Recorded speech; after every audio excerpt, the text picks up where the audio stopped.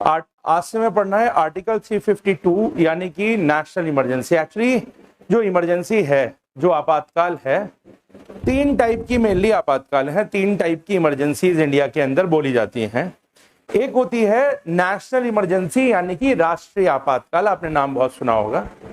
दूसरा होता है स्टेट इमरजेंसी, जिसको आप राष्ट्रपति शासन भी बोलते हो, प्रेसिडेंट रूल भी बोलते हो, या स्टेट इमरजेंसी भी कहते हैं। इसको failure of constitutional machinery in the state भी कहते हैं, राज्य में संवैधानिक तंत्र की विफलता भी बोलते हैं, राष्ट्रपति शासन भी बोलते हैं, और राज्य आपातकाल भी कभी कभी बोल दिया जाता है। तीन तरह के पॉपुलर नाम इसमें लिए जाते हैं। इसके अलावा तीसरी एक है वित्तीय आपातकाल यानी कि फाइनेंशियल इमरजेंसी। जब मैं ये नोट भी कर लेना कि आपको कैसे कैसे पढ़ना है।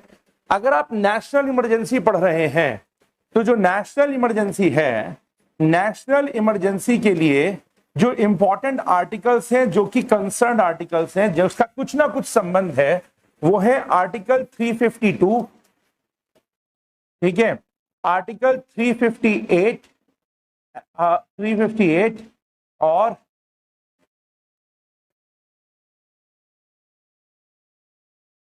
आर्टिकल 359, ठीक है। नेशनल इमरजेंसी जो जुड़े हुए तीन आर्टिकल इंपॉर्टेंट है, आर्टिकल 352, 358 और 359। जब आप घर पर बेयर एक्ट से पढ़ें तो इन तीनों आर्टिकल को रुक रुक कर आराम आराम से डिटेल में पढ़ना। मैं सारा एक साथ समझा दूंगा, आप तीनों आर्टिकल को जरूर पढ़ना, सीधी सी बात है। अगला, अगर मैं स्टेट इमरजेंसी की बात करूं, स्टेट इमरजेंसी से संबंधित जो आर्टिकल हैं वो आर्टिकल है आर्टिकल 355, आर्टिकल 356 और आर्टिकल 365, ठीक है। बात करेंगे इन तीनों पर।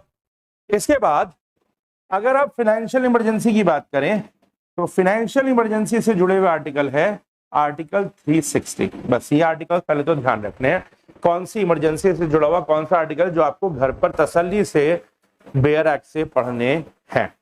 352, 358, 359 नेशनल इमरजेंसी के लिए, स्टेट इमरजेंसी के लिए आर्टिकल 355, 356 और 365, और फाइनेंशियल इमरजेंसी के लिए आर्टिकल 360। तीन आर्टिकल, ये तीन तरह की इमरजेंसीज के आर्टिकल्स हुए, ठीक है।